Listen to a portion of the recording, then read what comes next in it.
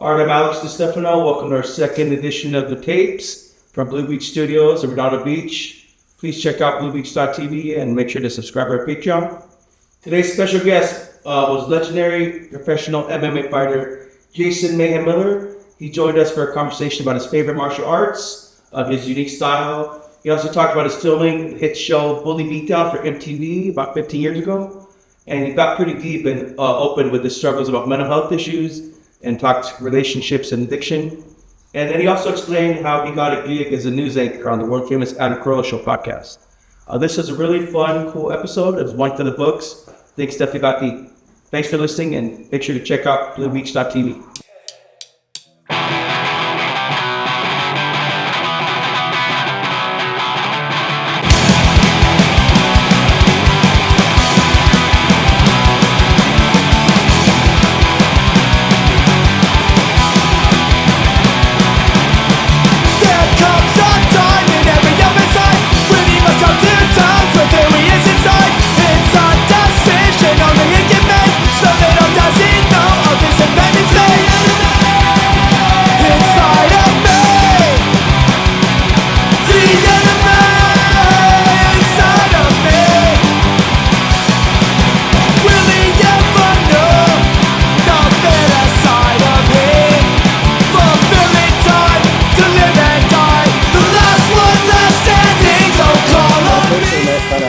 As I would hear, the whatever bad news or whatever that, things that you were struggling with when it was out in the news on TMZ or the news, I kind of, felt bad and was always rooting for you.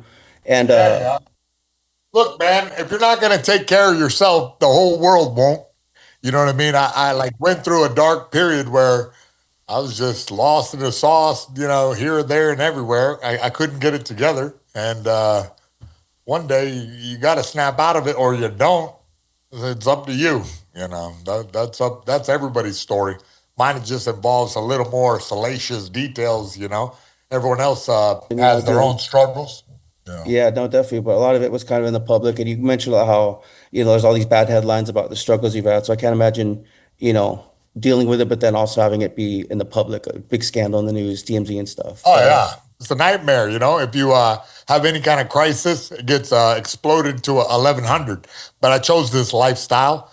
My dad yelled at me one time, you wanted to be famous. And I was like, you're right. I didn't want this part, but it come part and parcel with it. If you're going to mess up, it's going to be on the global stage once you become a global superstar in your youth. So I get it. A lot of guys are going through the struggle right now. And to me, you just got to keep answering the bell. You got to keep going the next round. You got to keep spouting cliches because the kids will listen eventually. Yeah, that's a good message, man. Definitely. No, I think what you're doing now and your whole story of redemption and mental health and recovery, it's very important. And I'm just, like I said, I'm honored to have you on. It was a big part of those few years in Bully Beat that was on. It was one of the only shows I watched. I was a huge fan. So, so before I start, I wanted to really ask you, Mayhem, was that your name? Did that come in as a fighting professionally, or was that always? Oh, yeah, they stuck me with that one. After I was Mayhem, rapid fire chattering, kind of yelling, changing my mind, doing this one, that one, kind of chaotic. Somebody was like, this guy's Mayhem, and that thing stuck. And, Vegas at that era was a bunch of guys who would go on to be top level pro fighters. The guy who's sticking out in my head is Jay Heron and the Spider. Kendall Grove. He's like Stick, I called him, because the guy was 6'6" and 185. He was the hardest sparring partner. 6'5", but a long jab on him. Really cool Hawaiian kid. And it was an era where Baroni was out there, the friggin' Coleman, and would come through and train with Kevin Randleman. I could name the who's who of old school MMA that came through Cobra Kai Dojo in Las Vegas, Nevada, the premier house back then for jiu-jitsu. And those days were glorious, and I got stuck with Mayhem. Before that, somebody tried to market me as the Sandman because I put you to sleep. And I thought that was pretty hilarious. I was like, man, they even had trading card with I would just choke everybody to sleep, you know? So, I don't know. I didn't want to sprinkle sand on it. It felt disingenuous to call myself this weird nickname that you just came up with for marketing purposes. It had to be from the bros to stick. Yeah, well, I wonder what would have been different about your career if you were named the Sandman and not Mayhem. But Just fucking Jason Miller, just standard Jason Miller. Sorry for my language. I know you're trying to do a G-rated conversation, I you can guess. say whatever you want. That's fine. So I wanted to I had a bunch of questions about bully beatdowns, kind of behind the scenes, but Come on, man. You know what? I'll do an episode as long as you give me this recording. Okay, deal? yeah, we could send you the My man. recording. My man. Drop boxing. We'll talk about that later. Yeah, Go we ahead, can hit definitely me send on it to this. you. I marked out the time. I saw one today. I think it was season 3, episode 1, where the bully. You were actually the fighter. You surprised him, and you beat him. Not that bad, but bad enough where basically he tapped out all 5 rounds, and you got a couple good hits and knocked him out, and then you basically called him out on being a bully to these 2 guys, and he apologized and he humbled out. Do you remember that episode? I do. I do. Yeah, that was that was the last episode that we filmed. That was like the last yeah. So that was like the cherry, you know what I mean, on top of the Sunday. Bully Beatdown ran for 3 seasons, but it affected so many people in a solid way, including most of today's mixed martial artists. So I understand how impactful it was to not only you, but the rest of the world, and it weighs on me heavy and gives me a big responsibility to you people. I love you. Can you tell me a little bit more about how like it's affected like martial artist fighters, like professionals and people that are getting in this sport? Well, if you think about it, I kind of was everybody's first coach a little bit because I showed everyone's moves. I showed all the moves. I would actively talk about, why this is good or that's good in the match. It was in bite-sized chunks for kids or for adults to figure out the beauty of mixed martial arts in a fun game format. I'm really proud of that work, because it's very hard work making a television show. I'm trying to do it now. I can't imagine if they would allow that same show on now, but I think the world needs it more than ever with all the, bullies out there. Was that the only time that a bully apologized? Were there others? I mean, yeah, definitely. The reason for that show being so impactful to people, I think, is because of this sort of moral, story, that you're getting. You're getting an arc, a character arc. Sometimes there was no redemption for the guys; they didn't change their mind.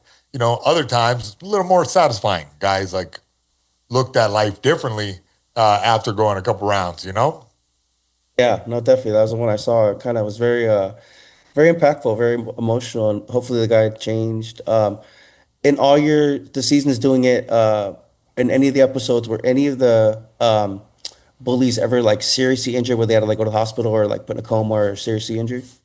No, no, no, no. We had an athletic commission there, and we had sort of a unspoken rule that don't crush the civilians. It's like if you spent your whole life training to fight, you'll come up there close to hurting them, but nothing serious. I definitely know somebody was concussed. I mean, it's a contact sport. That happens.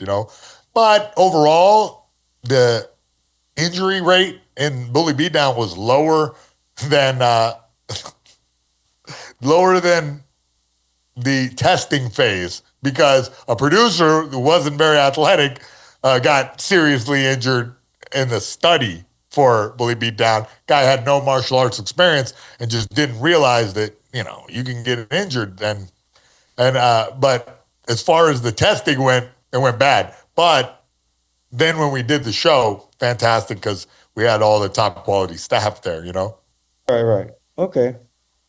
Um, were there ever any episodes you can remember where the bully like fought back or kind of was give the fight? Oh, absolutely. Every one of them, man. All those bullies were men. I know they weren't the best martial artists, but they put up a good fight. It was pretty, sometimes you kind of rooted for the bully a little bit because the guy was coming back and trying his hardest. There's something beautiful about that. Somebody, giving his all his effort. You got to respect them for that.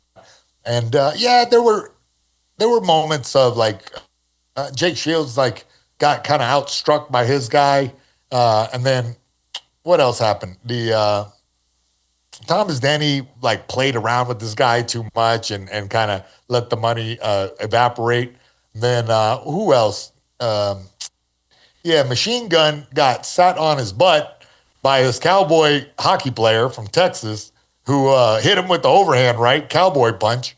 And then Machine Gun stood up and kicked his head off. Welcome. So, I mean, that was about all as bad as it got. You know, it was shocking that he kicked his head, but, you know, that was against the rules. So the bully didn't get any money, or the bully got all the money, and he gave it over to the victims. He said, nah, a knockout is a knockout. I respect him for that. Yeah, definitely. No, it's always was interesting, and I kind of remember a few of them. Did you ever feel bad? Did like a bully ever get beat up? Like I know you said not seriously injured, but did you ever feel bad for a bully that they got beat up pretty bad?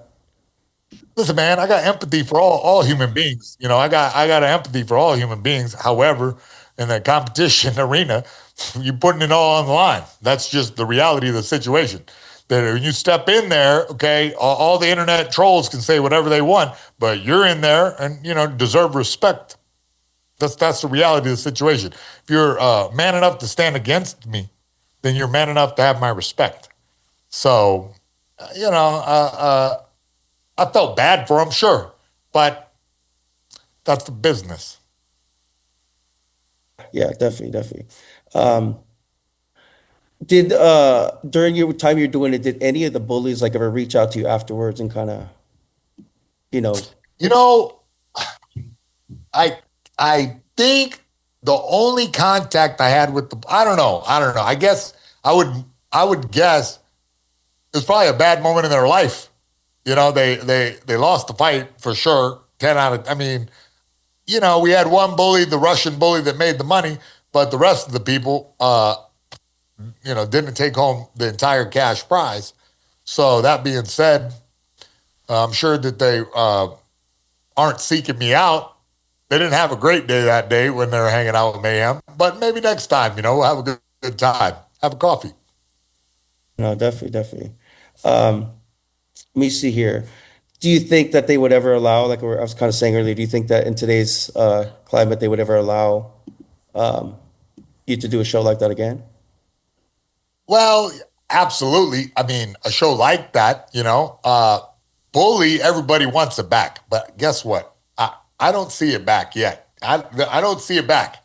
I don't. But I see some other projects that I'm doing coming back. Like Mayhem will be back on TV, but in a different format.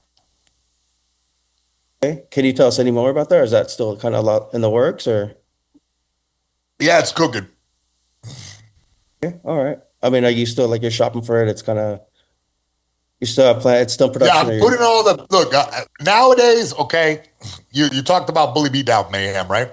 There was like Bully Beatdown Mayhem, then Fighter Mayhem, then going over to like Terrible Time Mayhem. Now on to Business Mayhem. Some would say Business Shark, and I'm like setting up the pieces. I really feel like I love this country. It's a place that has so much opportunity, and there are so many avenues for people to like have their American dream that I can feel it brewing for me again. You know, I've had many American dreams, and many of them have come true. Some of them were dashed. I can see new American dreams for me to unlock. okay, yeah. Well, hopefully I'm hoping that it works out for you, you know, whatever the Thanks, man. Yeah, no, I really appreciate your support. Like, I can feel it. I can feel it coming through the Zoom screen, dude. I really appreciate you having me on this thing. And, it's like you I know, said, definitely on a personal note, like whatever over the years when I heard, you know, you were having your issues when it was in public, I was genuinely I sad. I know. was hoping the best for You you. know, He I'm was going to talk a lot about that on my podcast. You know, I just give you a little view into the set. Not released yet. I'm shooting it like a TV show. So I'm in the middle of filming it. It's going great. I can't even tell you how good it's going. And and I'm going to release it soon. It's the era of everyone having their own show now. I'm in it and I'm jumping in 10 toes down. It's coming. I really appreciated, like I said, with the episode I saw and others, the positive aspect for it. And I think that you were trying to go after kind of making awareness of bullying. And also, I believe you mentioned, if you could elaborate, that you were also dealt with a lot of bullies too, like when you were growing up. Oh, yeah. Yeah, it was like a weird. I always been kind of a chaotic kid, or when I was a kid, like a kind of rambunctious and wild, not, a little class clownish. So yeah, you'd fall into that where the bros would like gang up on you or something, and the guys would like, I don't know, pick on you. And not now that I'm thinking about it, yeah, it was like middle school was like a very instructive time for me, to stand up for myself and like be like, okay, assert your boundaries because you don't look as tough as these guys. You don't look as scary, and you don't look you don't know any skills yet.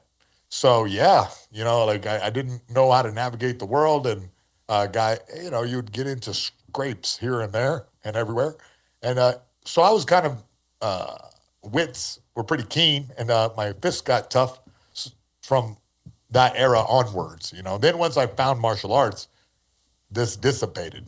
Or when you get the center of the high school football team in an arm bar on the field, everybody hears about it. They're like, that's the biggest guy in school. You do MMA, which is mixed martial arts, but out of all the different martial arts, disciplines, jujitsu, kickboxing, all that, what is your personal favorite and why? Look, the reason that I did what I did and continued to do what I do today is because I love martial arts. There's a beauty in every direction of it. There's so many different niches and different parts of it. It's like asking the Picasso what's his favorite color, right? Like what the yeah, that's not even how he thinks. Like to me, martial art, every one of them is beautiful. From stage combat with movie fighting, all the way down to jiu-jitsu, grinding out on the ground, to Turkish oil wrestling. I don't know. Every one of them has a beauty in it because of the simplicity. It's pretty simple. Two men, you know what I mean? He's got a head, he's got two arms, he's got a neck, he's got legs. He moves it like, bipedal. So there's like different directions to take every bout. And there's such a wide variety of technique and a kaleidoscope of takedowns and counter wrestling and, jujitsu, like down to the ground, standing back up, kickbox, Muay Thai style with the knees. And then there's a danger zone in the punching range. And then, you'll get out of that and start takedowns from far out into kicking range. And you can go uppercuts in a close, tight fight them in a phone booth. There's so many directions to take it. It's consistently entertaining because it's the base root of all competition, fighting. Hand to hand is the most basic form of human combat. And, I'd like to think that we're humans becoming perfected at it. Like, we've got the brand new techniques, and the next generation of kids are going to expand upon it. So, yeah, it's a meme, it constantly is moving and changing. Martial arts seems like it's static. You go to the karate school and you learn the karate, and then there you go. You checked it off your bucket list, but there's always a counter to every counter. And what you get is guys figuring out how to do every direction of every style of every, I'm talking, that's some anime level heroics for you to learn every martial art that you can and to apply it in a real life situation, life or death, if you're really a fighter. So, I'm like, I like jujitsu. Okay.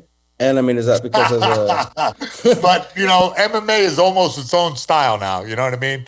The guys have it, and it varies from school to school. Anytime that you drop a label on a competition, say, for instance, judo, that's a fight where you can throw each other on the ground with a jacket. Muay Thai, that's a fight where you can punch, kick, knee, and, you know what I mean, shin each other. You know, they have the different sumo wrestling. So whatever the rules are, the athletes will adapt to that and become, you know, a judo man with a rotund center and a nice, you know, low center of gravity, throw him over your shoulder. Muay Thai guy, usually tall, long, you know, fighting like Dalsim. There's yeah, man, you're asking the guy who loves martial arts the most what his favorite specific one, you know what I mean? Maybe today it will be kendo, fighting with a stick. You know, maybe tomorrow will be hapkido. There's a lot of overhands in that one, slaps, and there's some takedowns in there too, wrist control. Tomiki Aikido. Look, man, I could sit here all day, to be honest with you. But, you know, if we're going to go round it out, top five, we're going to go Brazilian Jiu-Jitsu, American style wrestling, Muay Thai kickboxing, preferably with the clench, Greco-Roman wrestling. Don't forget that. And then we'll go with karate because there's a lot of good straight kicks in there. Or taekwondo. Taekwondo with the spin kicks. All right, I changed it. Taekwondo with the spin kicks. Greco-Roman wrestling. Is that like a old? Oh, bud, you're like missing out now. Randy Couture and Dan Henderson were medalists, I believe. Yeah, two-time, I don't know, six-time UFC champ. Randy Couture was well known for wrestling in the Army, and he was doing Greco-Roman. Now, what that is, the rules are slightly different. Well, completely different from folk-style wrestling, where most of it is taken down on the legs and whatnot. It's all upper body. So the rules are similar to judo, sort of, where you're trying to throw the guy down, you know, and if you throw him over your hip, you know, you get a nice bunch of points. And if you'd like send him kind of butt over tea kettle, that's 10 points. You know, it's got interesting scoring, but it's all upper body wrestling. It's a good takedown sport. It's like high flying, but some, you know, at the top levels, it's really hard to understand for the lay person. So it's not, you know, the most popular sport. I don't know why, because it's amazing if you watch highlights of it. Now, the Greco-Roman wrestling really comes into play with mixed martial arts because, you know, you can't really shoot the way you can in freestyle wrestling because you'll get kneed in the face. However, there's, even in boxing, all the time you'll see guys get wrapped up in each other's arms. And that's what Greco-Roman wrestling is. That's the main position. You're clenched up. You're chest to chest, and then you're working it out from there. But you're not allowed to trip him with your legs. You're not allowed to grab his leg. So the rules are, all right, throw him down if you can. And it really lends itself to mixed martial arts. I'm very blessed to have been able to train with both of those men that I talked about, Dan Henderson and also Randy Couture, you know, in the art of Greco-Roman wrestling. It's like a secret code, really. Like, if you know that, you like have a leg up on a lot of people, especially for kind of dirty boxing, sort of clinch fighting, and it really helps. It really helps your technique in mixed martial arts to know a great deal of Greco-Roman wrestling.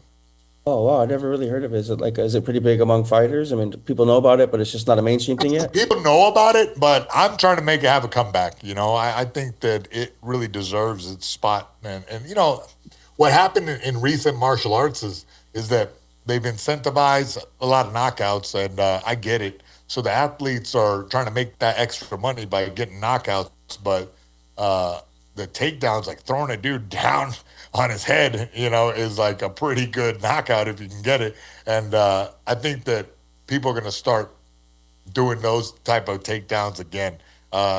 Previously, it's, like I said, it's been kind of folk style wrestling, like Bo Nickel tried to come out and do some, you know, takedowns like that. But I think that, yeah, it'll have its phase again. Okay. As a fighter, I just want to ask, how do you feel about the slap fighting? Are you a fan of that? Are you into that or no? Now, look, I am a capitalist, so I see that, okay, if these guys are making money, God bless them. You know what I mean? I as a fighter, don't agree with unprotected slap. You know what I mean? Unprotected strike. It goes against my values. But look, I say they're making their money. They can do it. The fans want to see it, apparently. So if the fans want to see it, I'd say, who am I to deny the fans? At first, my initial reaction was that of disdain, but I can understand the economic motives for guys to do that. If the world wants to see it, let the market decide. Yeah, no, there's some that are very brutal. And I think you're right. There's something about um, just taking the raw hit, with no protection and kind of just, I always feel really bad for the first person that gets slapped because sometimes they don't really recover from it. It's so brutal. I mean, that's a big coin flip, isn't it? I wouldn't take that. I wouldn't take them odds. That's just me personally. Yeah, I always think that. And there's some big people on there. So, and you see them put all their weight into it. So, Yeah, it can be pretty I work intense. with I work with the PLN, and they do card jitsu, and they have a slapping league, and it's hot. Like people like it. I can't really argue with it. If people are checking in to watch it, who am I to judge? Yeah, no, definitely. So you do a lot of coaching. I think you said that you coach fighters of all kind of levels, but you work a lot with like professional fighters. Um, what's the difference? I mean, now that you have both sides of kind of being a fighter and now coaching, what's the main difference? And do people like you get a lot of feedback from your students? Hey, let me tell you, bud. Being a manager and a coach is like lion tamer. Lion tamer. That's about the most apt metaphor that I could use. It's herding cats, and it's a bunch of beasts, and you have to. All of them are different, and all of them say, they have different mentalities and different motivations for trying to be a champion. So you got to juggle that. It's interesting. It's sort of I think back to myself in my prima donna days, and I was not that bad. I was pretty simple, and but my management had a tough time running around making sure that I did everything right, and now I have more empathy for that man, and when you're in this position as a coach, you make tough decisions. You have to be the responsible guy in the room. You got to pay attention and advocate for your fighter. It's you know, it's not for the faint of heart. It's one of those real life, real consequences. And I've been very fortunate in recent times that I've been on the winning side over and over and over again. It's coming up on a year of just winning. I mean, maybe more now.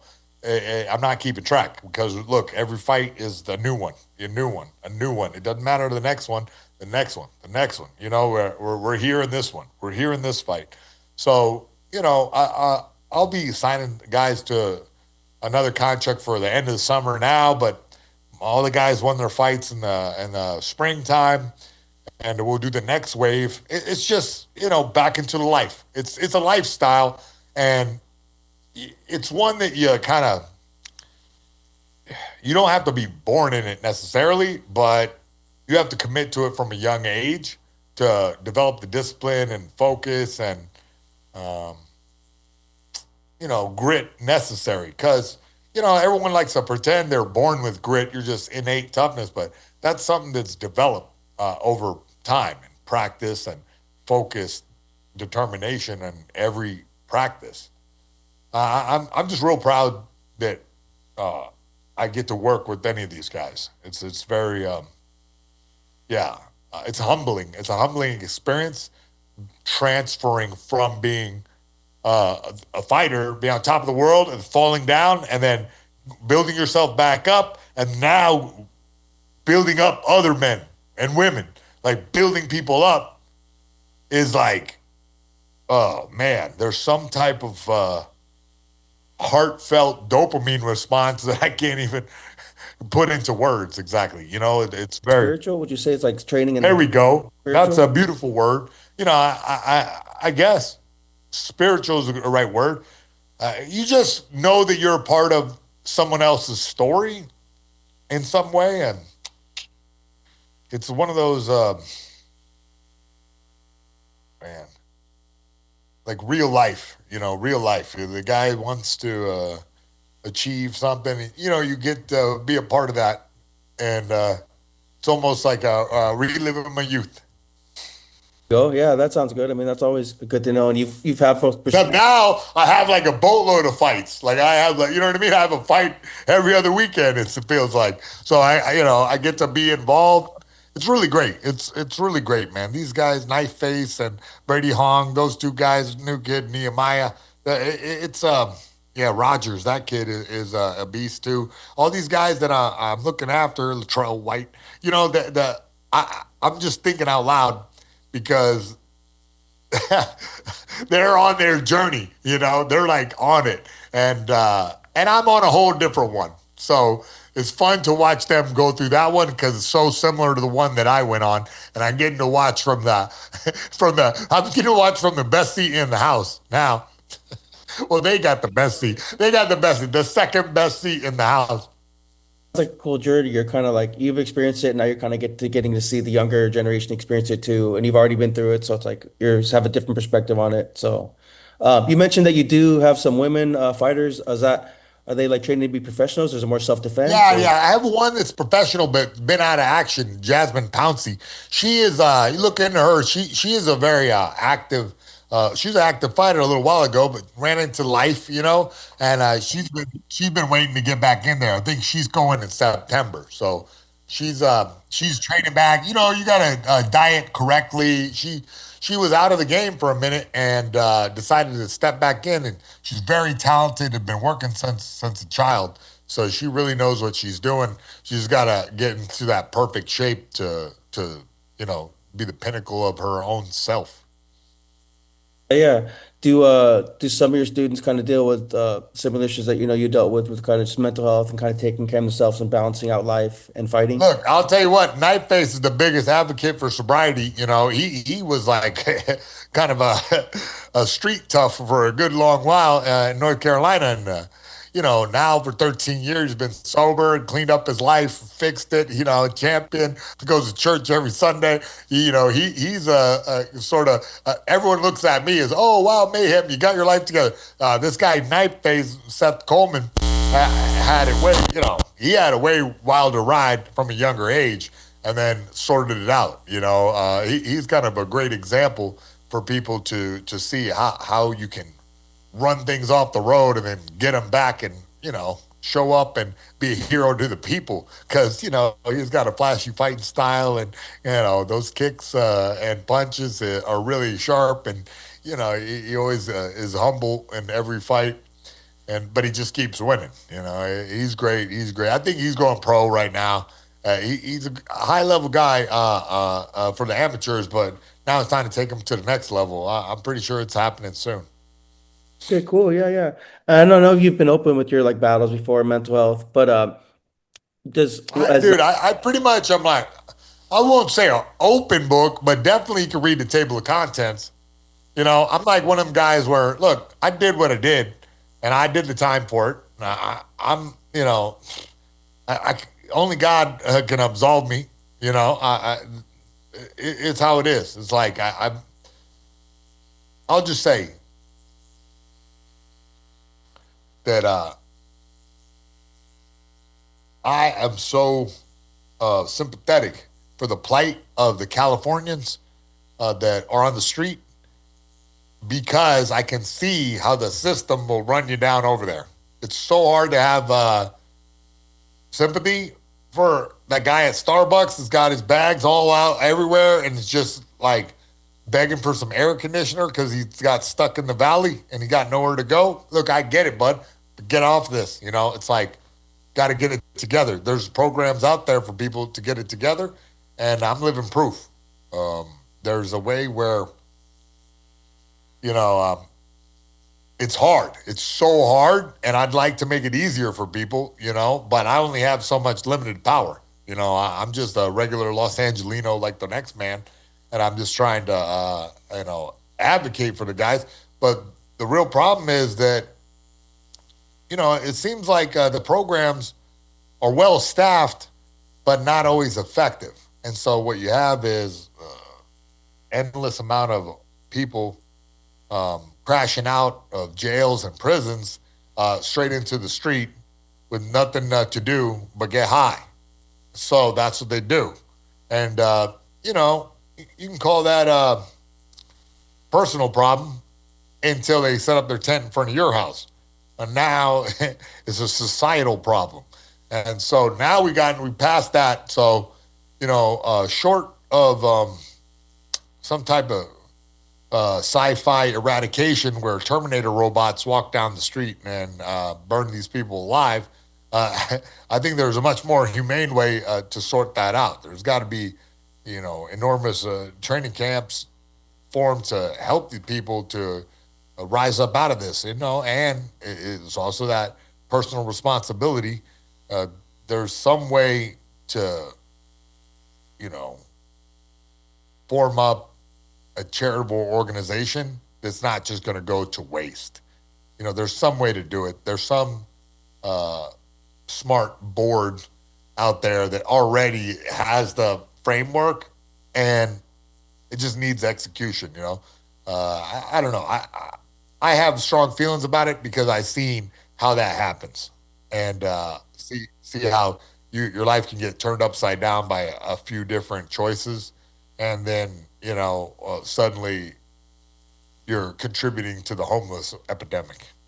Oh yeah, I think I heard you mention you kind of your eyes were open when you kind of had an experience on LA's Skid Row. Was that how long ago was that? And then kind of you can explain, how that Well, happened that look, you find yourself in no, Skid the Row. reality was that I hit the Skid Row for one night, and I because I was looking for a shelter, because I got thrown out and last straw with the girl. She was had enough of it. The girl before that burned me for a bunch of money, so I was like, no credit cards, nothing. I was just out there, and it was like heroin experience, just because it let me know this is what you've done with yourself. This is what you've done. Yeah, eyes wide open, like, oh wow, this is what you've done.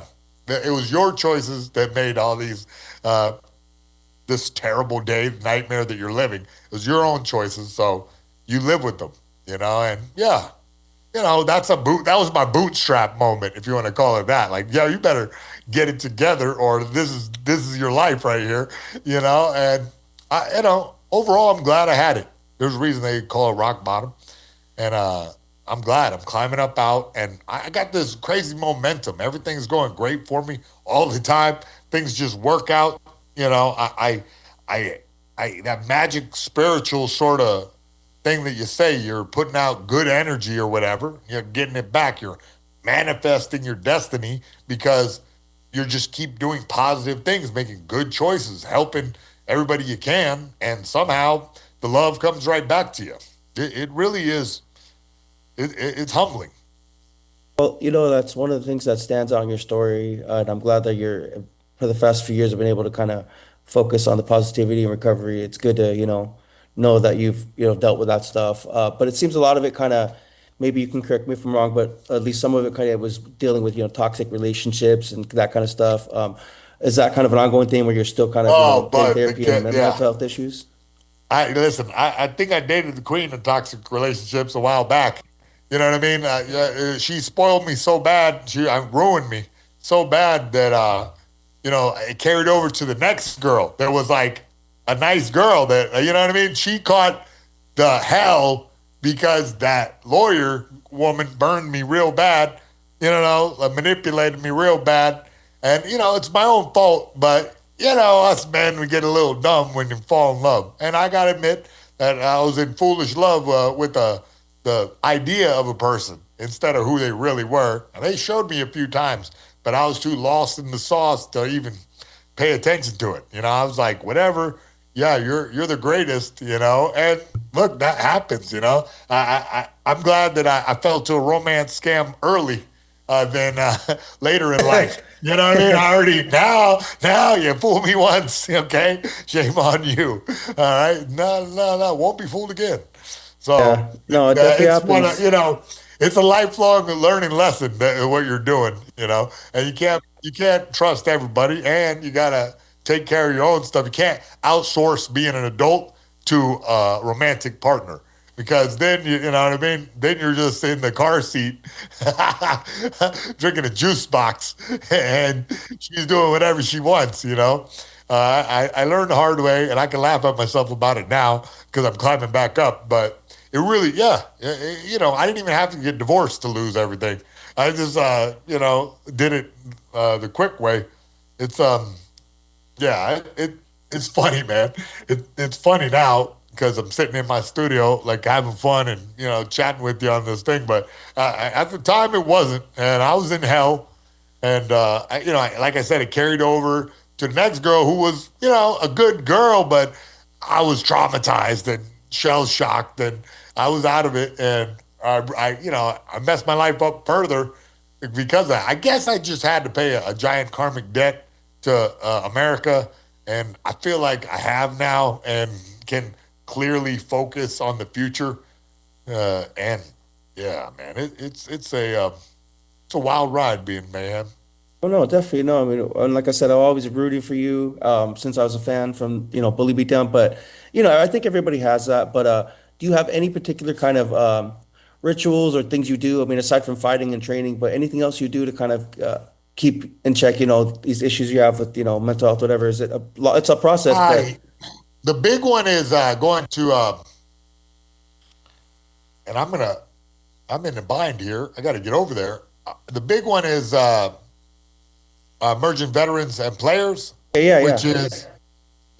is the you know Randy Couture is actually a big member of it. We were talking about him earlier. I just realized like he's great. They had a gala this past, I don't know when it was, in Las Vegas, and it was, you know, if you just saw this gala, you wouldn't realize uh, how real it gets because it was just so fun and like such a wild time of meeting up and talking old talk and you know. But the days in and days out of MVP are kind of harrowing, like harrowing. Like you talk real stuff with the guys. It's really therapy for tough people. It's like you've been through like some crazy things, and everybody can chat and go back and forth, and like it's like tribal council almost. Like we can help you, but you got to talk about it. You talk about this. Fellowship, right? There we go. It's great. It's really great. It's like it helped me get back up like this. It really did. I can't. I have to admit that like my life completely shaped into a different thing because of MVP. And I was kind of, I wasn't at the bottom of the story when I got an MVP, but I definitely wasn't over here where I'm feeling great like I am. It was a tough road up, and knowing that every Wednesday I would show up, chat with them boys and girls, and you know what I mean, coaches and veterans, and sometimes the other fighters would be there. Having that workout and just that little chat, even if I didn't say like, more than, hey, it's Mayhem, I'm doing good, and then let everyone else talk.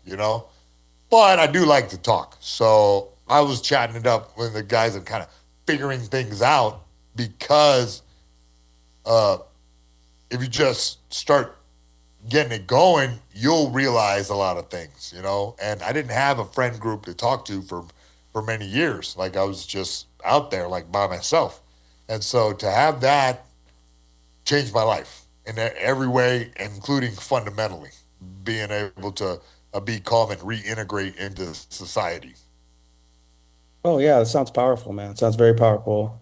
And I'm glad that's working for you. I know people do different things. Everyone has kind of a different routine and regimen, kind of what they do. But what I really love about your story is now just like the positivity and redemption, proof that, you can go through whatever and have a crazy past, but what matters is what you're doing now to help people, and it's a very positive thing. Are you tough for time? If any, because I just wanted to ask you real quick about the Adam Carolla show, if you have just a little bit Yeah, more. come on, man. Yeah, come on, bud. loved you on the show. I love how you do news. And I think one of your first appearances was when you were with Adam and Dr. Drew. But did you know them before, or how did that happen that you were able to be, news guy on Oh, the show? yeah, man. The backstory. I believe, and I could be wrong, I need someone to research it. I believe I was on Loveline with Adam and Dr. Drew before Adam left and replaced Howard Stern as the morning guy. I believe that I went on there with him. I'm not certain, but because Adam Carolla been in like a voice in my head since I was like 15.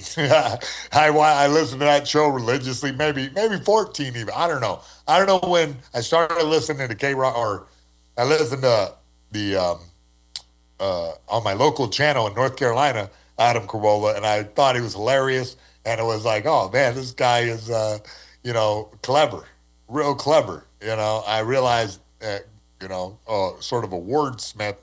And I got to listening to him way back then. Now, I'm pretty sure I was on Loveline with Dr. Drew and Adam. I also continue to do Loveline promoting fights. I remember I was fighting in 2003 in L.A. L.A., we had a card, maybe later, maybe 5 or 7. I don't know. But one of them fights I was promoting. And, I just became good friends with Dr. Drew. He looked after me in some dark times. He directed me to the right people to try to get treatment when I was going off the rails, And I also trained with Adam Carolla a bit. He was a boxer, and I held the pads for him a bit. We'd work out. And, he was just a solid dude. I did his podcast before anybody knew what a podcast was. He was early on that trend and had the most popular podcast in the world at the time. And it was, lifelong friends now that I think about it, but acquaintances so much back then. And, you get to know a man as the years go on through, his media output. And when it came time to re-enter society and start chatting on the microphones again, Adam reached out, gave me another shot at it because, I'd done it before and I'd done well, a television show host, and to be talk ahead in the media is, like I said, an honor, but also it comes with a lot of baggage. If things go bad, you have to have the mental strongness to grit it out. And thank God I do, because here I am again, contributing to the show in a comedic way, but also trying to read the news as dry as possible so that it's palatable for everybody. And, having fun. That I think that the whole point of Adam Carolla's show is to educate the public and entertain the public. So I try to do that as best I can. That's I take the job very seriously. It's an institution on the internet, the Adam Carolla Show. It's been there. It's been there before you knew what a podcast was, before anybody did. And so I'm real proud. I'm real proud of it. What were you asking about it? You're asking just how we met? I just, no, it's we met. Yeah, I'm pretty sure we met through Loveline, and then he had me on the podcast, and then did some workouts back then. He was interested in mixed martial arts and still is. So yeah, it was a really good time. Very cool. No, well, it's great to have, you as a additional voice in the show. You're like complimentary to, the Ace Man. Oh, thanks, man. Some people in the comments will get after me, bro. They hate me. I'd be laughing, oh my God. They're like, hey, this guy keeps laughing. Ha ha ha. I'm like, oh man, it's a tough crowd over there. So it's nice to hear some positive feedback. Them comment sections get mean. I don't really hurt my feelings. I just hope that most people are enjoying the show. Yeah, no, definitely. No, I mean, hopefully I'm not the only one, but you definitely bring a good, different addition to the show. People hopefully tell you they appreciate it. No, not so much. Comment sections, you only comment if you're angry most of the time. Nobody will really comment if they're happy. Oh, wow, this is so funny. Nah, yeah, I get, unless it's raucous, it's so wild that they have to comment. But not every show can be like that. Some shows just going to be a mild adoration, a golf clap, if you will. Yeah, yeah. No, well, it's cool to have you on, man. It's definitely cool to have an additional voice. And even though he has a lot of guests, it's cool to have someone come on and do the news. So very cool. Anything else you want to say? Any final words? I mean, anything else you have coming up? I know you have the TV thing you're working on, but anything else? Yeah, yeah. Look, I'm putting this TV show together. I think it's going to be great. You know, I got a podcast putting together like a TV show. It's going to be great. Everything's working out for me all the time. I'm blessed and I'm working hard. I'm like, it's working out because I'm working hard. You know, I really am. I'm putting, from the moment I wake up to the moment I go to sleep, I'm like putting the best effort, you know, sometimes going without sleep to like put my best effort, you know, travel across the country to do jobs, teach as much, not just jujitsu, I should say, because they'll, they want me to teach Greco-Roman, they want me to teach kickboxing. I have all these skills. I put a dedicated a lifetime of work, and now it feels really rewarding to be able to use those skills to spread the knowledge to the next generation of mixed martial artists. MayhemNow.com. If you're ever my fan, you know what I mean? That's where you get merch. I know there was like fake Mayhem Miller shirts out there forever, which I think is cool. Like kind of cool, but now you have official Mayhem merch at MayhemNow.com. What I really appreciate and respect is, how positive you are and how you've kind of turned things around, but also you could tell that you're passionate about the sport and, to making things right and kind of you've turned your life around, which is really awesome. So I appreciate your time. Thank you.